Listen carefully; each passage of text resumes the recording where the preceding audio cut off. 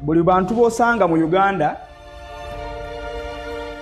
nga bali 10 obabuuza engeri gye basomamu ojja kukizuula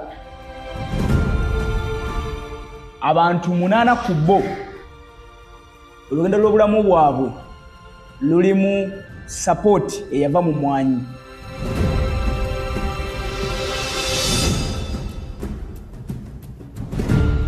Naye abaffe emwanyi eno wali ofuddeyo okumanya emirandira gyayo yatandika etya? Yazuulibwa etya? Abagizuula bali banoonyaki? Era wa weeri kati? Ate wa weeraga? Kubanga nawe weetaaga okumanyaawo otegeere singa oyagala kukola decision mu kulima emwanyi.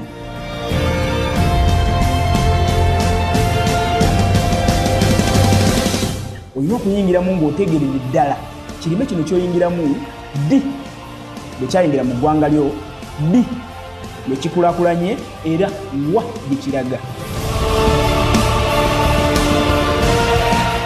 Ze mwebaze Michael Julius nga njagala kukutambula naawe olugendo luno olw'okukunnyonnyola obuvo n'obudde obw'emmwanyi.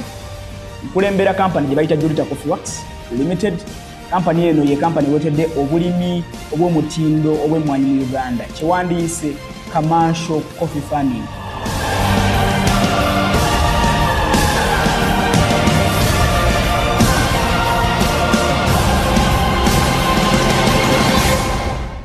Kati tugenda omuti ogwo gwaliko ebibala fruits gazengedde nga bw'omanyi emmwanyi bw'eyengera.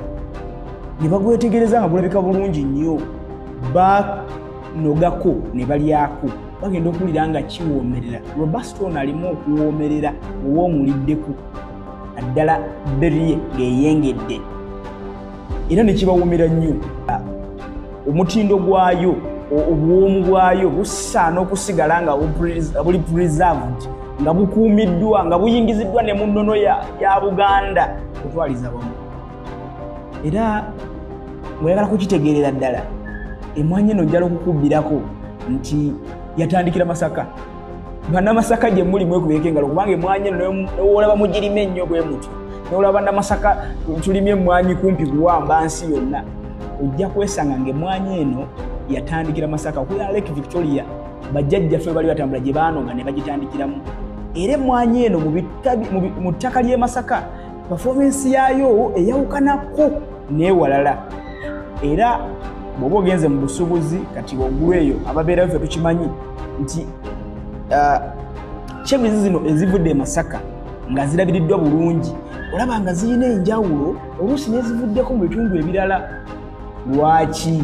Wange ezaalibwa Masaka gyetandikira okubona ensi yo yonna. Omwaka gwali 1970. Emmwanyi eno weetandikira kati okufuuka ekyamaguzi. Kankuzeeko emabega nnyo ku Robusta olwatha ku Arabica. Arabica eyingira mu Uganda mu mwaka gwa 1914. Baani abagireeta? Baana bannaffe abafuzi b'amatwale, abafuzi ba colonialists be baleeta emmwanyi ya Arabica mu Uganda. Era bwe bajja nayo muno nga bagyetidde nga cash crop, ojjukira mu biseera ebyo baleeteranga abantu bwe baali bazze okufuga babawa ebirime bye baba bali yawunzika eriwa. Wagenda okugisanga ng'ettaka lyokka erinza okugisapootinga yali bitundu ebyekasese, bundi bujjo, ojja kwambukako waggulu mu Kapchorwa, ojja kukirirako wansi mu bitundu ebyo ebya Mountain Elgon, ebitundu ebirina high altitudes, ebitundu ebyasangibwa nga bisapootinga emmwanyi ya Arabica. Era waffe ono teyatuulawo yonna. Ebika by'emmwanyi bingiko, naye njala kukutegeeza nti Robusta y'emu ku mmwanyi ekulembedde eri mu layini ze zikulembedde. Kituufu nti Arabica yesinga amaanyi kubanga n'abalimi abasinga mu nsi yonna gye basinga okulima. Toyinza kuteeka mu namba 2 kika kya mmwanyi kirala nga si mmwanyi yasibuka wano waffe Uganda. Kakati n'omulimi wa Uganda n'olina enjawulo ku balimi abalala kubanga emmwanyi gy'olima ekisooka esibuka mu ggwanga lyo, ekitegeeza nti olina kontrol nene nnyo ku yo.